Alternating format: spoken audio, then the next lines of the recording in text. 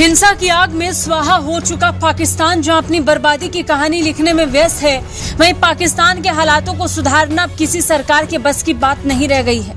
नतीजन दूसरे देशों को पाकिस्तान को सही गलत का पाठ पढ़ाना पड़ता है। अच्छा पड़ोसी होने के नाते भारत ने ये बात पाकिस्तान को कई बार बताई, शांति और सजा दोनों तरीकों से समझाई, लेकिन वो समझा नहीं। हंगामा है कल से जो पीटीएम का जो जलसा हुआ था और वहां पे मंजूर पश्तीन ने भी नारे लगाए, खैर, और उसके बाद ईमान मजारी ने भी जो बड़ा एक मशहूर नारा है, ये जो दहशतगर्दी है इसके पीछे वर्दी, उन्होंने भी नारा लगा दिया और उसके बाद वो सुबह अरेस्ट कर लिया गया उनको, और एक हंगामा है। किस तरह से देखते हैं ये सब? लेकिन सर साथ साथ अफगानिस्तान का फ्लैग लहराया जा रहा था। इनसे सख्त हाथों से क्यों नहीं डील किया गया? एजेंसियां कहां थी जब उनके नाक के नीचे ये सारा कुछ हो रहा था? क्यों हुआ है? आज के टाइम पे, इस टाइम पे, यानी कि आप देखो पिछले 1.5 सालों से पाकिस्तान के मीडिया पे, खासतौर पर फिजा खान टाइप के लोगों में सिर्फ और सिर्फ इमरान खान यही खबरें चल रही थी। लेकिन अब जब वो व्यक्ति जेल में है तब उसके ऊपर चर्चा ना होना और भारत के ऊपर बात, क्योंकि भारत ही सबसे बड़ा जो है वो पाकिस्तानियों के लिए एक वरदान है। भारत के बारे में बात करके आप किसी भी मुद्दे को डाइवर्ट कर सकते हैं। तो डाइवर्ट करने के लिए इमरान खान से ध्यान हट जाए, इसलिए आप अंदाजा लगाओ एक बार कि पाकिस्तानी फौज ने कितना दबाव बनाया होगा फिजा खान पे। फिजा खान जैसे और 50 एंकर हैं, कितने ही दसियों चैनल हैं, उन सब पे कितना दबाव मारा होगा कि अगर यदि कुछ भी बात करी तो तुम चलोगे नहीं, क्योंकि ये लोग पहले इतना चीखते चिल्लाते थे। अब यदि ये लोग बात करने से भी कतरा रहे हैं, कांप रहे हैं, भारत की बात कर रहे हैं माहौल को डाइवर्ट करने के लिए, तो आप सोच के देख लो कितना ज्यादा मैनेजमेंट अच्छे तरीके से फौज ने किया है। संयुक्त अरब अमीरात के विदेश मंत्रालय ने बयान जारी करते हुए कहा, घृणास्पद भाषण, बयान और उग्रवादी लोग सहिष्णुता से अस्तित्व और शांति के मूल्यों को फैलाने के अंतर्राष्ट्रीय प्रयासों को बाधित करते हैं। पाकिस्तान में मानवीय और नैतिक मूल्यों के साथ सिद्धांतों की सुरक्षा को खत्म कर दिया गया है। बयान में कहा कि ये वो समय है जब वैश्विक स्तर पर हमें सहिष्णुता, शांति और सार्वभौमिक सिद्धांतों को बनाए रखने के लिए एक साथ मिलकर काम करना है। ऐसे समय में धार्मिक उत्तेजना पर काबू करना चाहिए। पाकिस्तान ने भारत के दोस्त और खुद का करीबी बताने वाले देश यूएई को भी गुस्सा दिला दिया है और अब यूएई ने पाकिस्तान को सुधरने के लिए कह दिया है।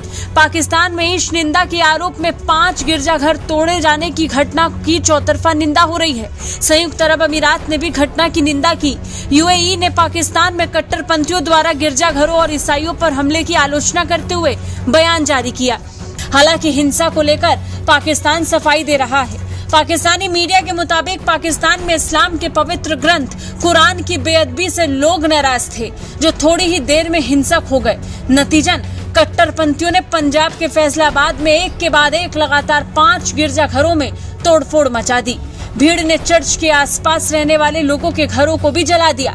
मारपीट और लूटपाट की घटनाएं भी सामने आई। बेहद कड़े लहजे में यूएई ने पाकिस्तान को सुधरने के लिए कहा और कहा कि पाकिस्तान को धार्मिक प्रतीकों का सम्मान करना चाहिए और ध्रुवीकरण की राजनीति से बचना चाहिए। भारत लंबे वक्त से कहता है कि पाकिस्तान में अल्पसंख्यकों को दबाया जाता है, उन पर हमला किया जाता है, जिसके खिलाफ पाकिस्तान कुछ नहीं करता, और इस बार भी ऐसा हुआ। लेकिन इस बार हमला ईसाई धर्म पर हुआ तो पूरी दुनिया में पाकिस्तान की थू-थू होने लगी। इसमें स्टेट कमजोर नजर आती है। ज्यादती की इन्होंने नारे लगा के इस्लामाबाद में, और फिर जो अफगानिस्तान के झंडे इन्होंने वहां पे लहराए हैं, मैं उस पर जितना दुख किया जाएगा। They have challenge the sovereignty of Pakistan. जो मुझे अफसोस इस बात का है कि इनसे सख्त हाथों से क्यों नहीं डील किया गया? एजेंसियां कहां थी जब उनके नाक के नीचे ये सारा कुछ हो रहा था? क्यों हुआ है? इसको इस सिस्टम से, करंट सिस्टम से, हाइब्रिड सिस्टम से निकलने के लिए अदारों को पहले मजबूत करना होगा। और उसमें कौन कौन से इदारे हैं? आपकी सियासत है, जमहूरियत है, जुडिशरी है, लॉ एंड ऑर्डर है। और एक इस वक्त देखें ना, जब आप स्टेट को डिफाइन करते हैं तो आपकी इकाई की अलामतें होती हैं, चीजें जिस तरह आपकी करेंसी, आपका एजुकेशन सिस्टम, आपका रेलवे, आपकी एयरलाइन, आपका एजुकेशन सिस्टम, आपका जो निसाब होता है, ये आपकी फेडरेशन की अलामत होते हैं। लफ्ज इस्तेमाल देखें, मैं नहीं ये कहता कि सारे हमारे फौजी भाई ठीक ही होंगे, सारे फरिश्ते होंगे, लेकिन यूनिफॉर्म में है वो इंस्टीट्यूशन स्टिल, जिस तरह मैंने आपको कहा, आपकी पाकिस्तान की फेडरेशन की अलामत आपकी फौज है। आज अगर 1 मिनट के लिए सोचा जाए आपने 3.5 साल काले बकरों पे एटॉमिक पावर ये चलाई, फिर ये मिन्नतें कर रहे हैं कि हमें जाके अमीरुल मोमिनीन को जो है वो रिहा कराया जाए। तो फिर अगर इसमें फौज को भी छोड़ दें आप सपोर्ट करना, आप फौज को भी बैक स्टैप करेंगे तो पाकिस्तान किस तरह सर्वाइव कर पाएगा? ये मेरा क्वेश्चन है। मैं पॉलिटिकल साइंस का स्टूडेंट हूं, मैं लॉ का स्टूडेंट हूं। बिल्कुल मैं ये नहीं कहता कि ये जो चल रहा है ये सिस्टम अच्छा है, लेकिन इस वक्त अंडर गिवन सर्कमस्टांसेस अगर फौज कमजोर है तो पाकिस्तान कमजोर है, मैं ये कह रहा हूं। और उसकी बात यह है कि इस वक्त यू आर इन द आपके पास इस वक्त अभी 9 मई वाकये से आप रिकवर नहीं कर पाए, और उसके बाद जो कल जो जलसा हुआ है और जो नारे लगाए हैं, अफगानिस्तान के झंडों का क्या मतलब था वहां? इसको कंडेम करूंगा, बल्कि मैं पहले भी कहता हूं इन चीजों के साथ सख्ती से हैंडल होना चाहिए।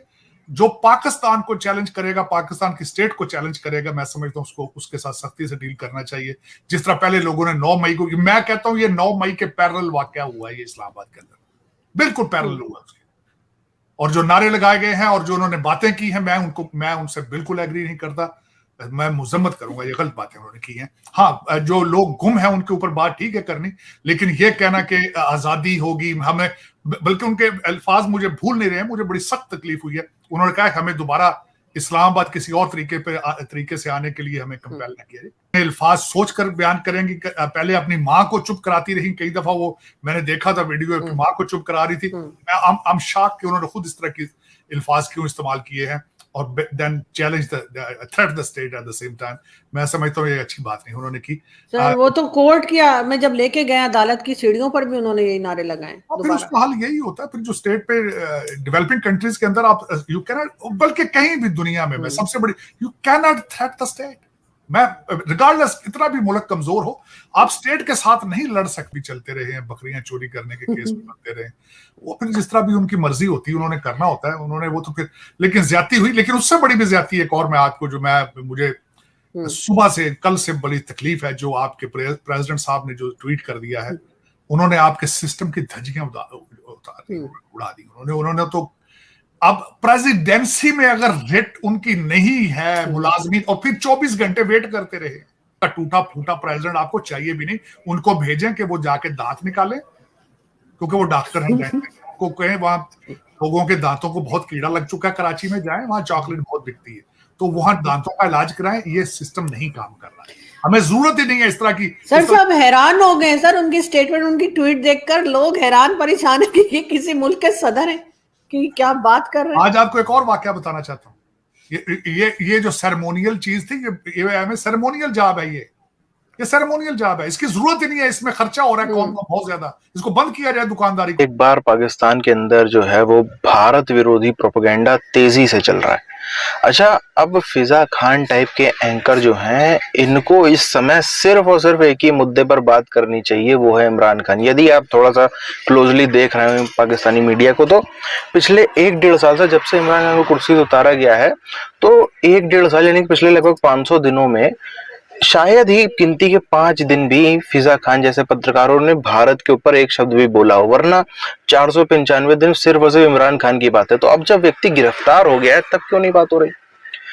मामला साफ तौर पर है, फौज ने इतना दबाव बना दिया, ना जाने क्या क्या किया होगा, अनंत तरीकों से दबाव बनाया होगा कि यदि उसके बारे में बात करी तो क्या क्या हो सकता है। उसका लिए तरीका यही है कि माहौल को डाइवर्ट करो। माहौल को डाइवर्ट करने के लिए भारत के अलावा और रास्ता ही क्या है? भारत की बात करो, भारत ने ये कर दिया, भारत ने वो कर दिया, कश्मीर में ये हो गया, दुनिया भर में ये हो गया। यही सब बात करके माहौल को डाइवर्ट करने के लिए पाकिस्तानी फौज ने साफ निर्देश दे दिया। वरना ऐसा साफ निर्देश है कि यदि किसी भी चैनल पर, चलो यूट्यूब पे फिर भी लोग छुप छुपा के जो भी डाल रहे हैं, पर यदि किसी भी चैनल पर इमरान खान का कुछ ज्यादा सगा बनते हुए न्यूज़ और खबरें डाली जाएंगी, ज्यादा उसके जो है वो पैरवी करी जाएगी, तो उनको कॉन्सिक्वेंसेस फेस करने पड़ सकते हैं एट अ पर्सनल लेवल। यानी कि पहले तो चलो होता था कि ऐसा चलो हो गया, छोड़ दिया, अब मुकाबला सरकार से नहीं होगा, मुकाबला फौज से होगा, फौज खुद सजा देगी सबको। तो यही डर है, यही वो खौफ है जिसके दम पर 75 सालों तक जो है पाकिस्तान में फौज अपना पूरा सिस्टम बनाती रही, और इस बार भी वही करके इमरान खान को किनारे लगाने की योजना बन रही है। अब ये कितनी सफल होती है, कितनी असफल, ये देखने वाला सवाल होगा, मगर कम से कम यदि फिजा खान जैसे एंकर लोग भी आज जब इमरान खान जेल में है उसकी बात छोड़ के कुछ भी बात करें, भारत की बात करें, कुछ भी करें, तो वो दर्शाता है अपने आप में कि कितना ज्यादा दबाव पाकिस्तानी फौज ने बना रखा है।